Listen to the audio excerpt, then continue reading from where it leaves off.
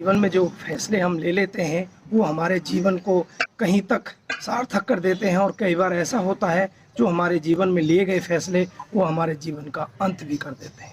दोस्तों, आज की कहानी भी ऐसी ही है। यहाँ पर एक व्यक्ति एक ऐसा फैसला लेता है जिससे उसका जीवन खत्म हो जाता है। नमस्कार, जय हिंद। आप देख रहे हैं APH न्यूज़ राहुल रावत के साथ।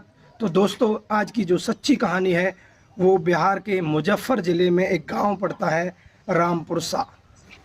उसी के पड़ोस में एक दूसरा गांव भी पड़ता है सोनवर्षा। इन दोनों गांवों को मिलाकर ही ये कहानी पूर्ण होती है। और जो रामपुरसा होता है इसमें एक लड़का होता है सौरभ राज। दोस्तों, कहानी कहाँ से स्टार्ट होती है? जो सौरभ राज होता है उसको एक जो उसके सामने गांव होता है सोनवर्षा, उसकी लड़की से प्यार हो जाता है। और दोस्तों, वो दोनों छुप छुप के आपस में मिल लिया करते हैं और आपस में बातचीत किया करते हैं।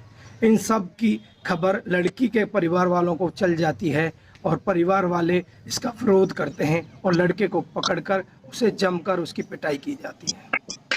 पिटाई करने के बाद लड़का वापस अपने घर अपने गांव आ जाता है। लड़के के घर वालों को भी पता चल जाता है और लड़के के घर वाले इन सब से बचने के लिए जो लड़का होता है सौरभ राज उसे उड़ीसा भेज देते हैं और वहीं जाकर वो जॉब करने लगता है।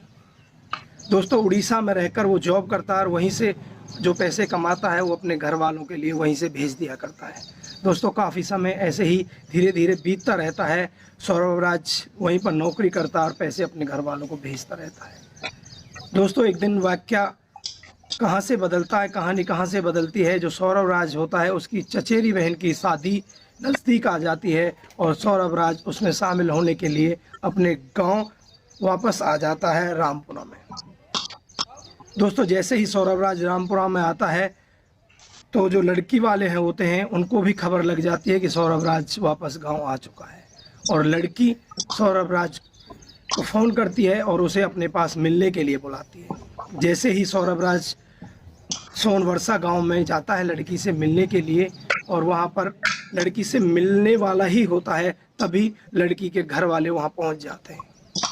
घर वाले सौरभ राज को देखकर इतना क्रोधित हो जाते हैं, उस पर लाठी डंडों से लात घूंसों से जबरदस्त वार किया जाता है और उसे बेरहमी से काफ़ी देर तक पीटा जाता है। वो यहीं तक नहीं रुकते और उस लड़के के प्राइवेट पार्ट को किसी नुकीले पदार्थ से काट देते हैं। दोस्तों, सौरभ राज तड़पता रहता है और तड़प तड़प कर वहीं पर बेहोश हो जाता है और लड़की के घर वाले वहाँ पर घबरा जाते हैं कि कहीं इसकी मौत ना हो गई हो।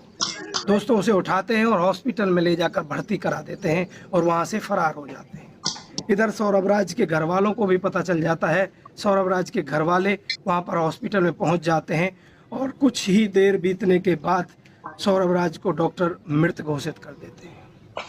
दोस्तों, घर वालों का रो रो कर वहाँ बुरा हाल हो जाता है और जैसे ही सौरभ राज के गाँव वालों को ये खबर मिलती है कि सौरभ राज को दूसरे गाँव वालों ने मार दिया और उसके प्राइवेट पार्ट को भी काट दिया।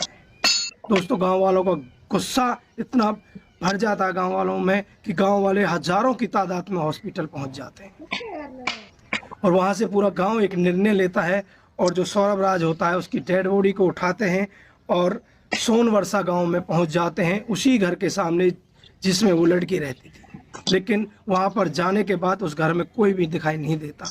वो घर वाले वहां से फरार हो जाते हैं और घर में ताला लगा हुआ होता है।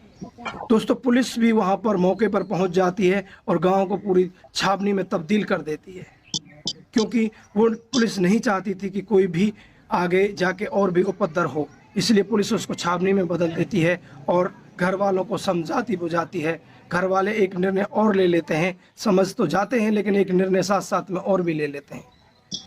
वो जो सौरभ राज होता है उसकी वहीं पर उसके लड़की के घर के सामने चिता बनाई जाती है और वहीं पर उसे अग्नि के सुपुर्द कर दिया जाता है।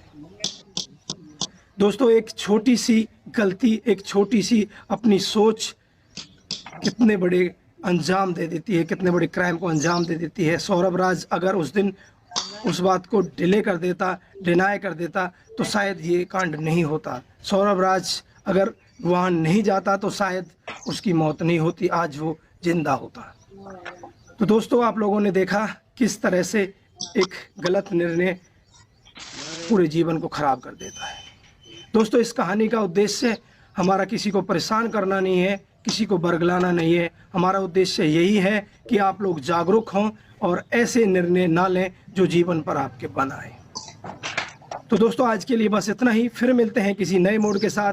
तब तक के लिए आप अपना ख्याल रखें, अपने परिवार का ख्याल रखें, सतर्क रहें, सावधान रहें और अपनी राय कमेंट बॉक्स में ज़रूर दें कि सौरभ राज ने जो किया वो सही था या जो लड़की वालों ने किया वो सही था। अपनी राय कमेंट बॉक्स में ज़रूर शेयर करिएगा। नमस्कार, जय हिंद, जय भारत।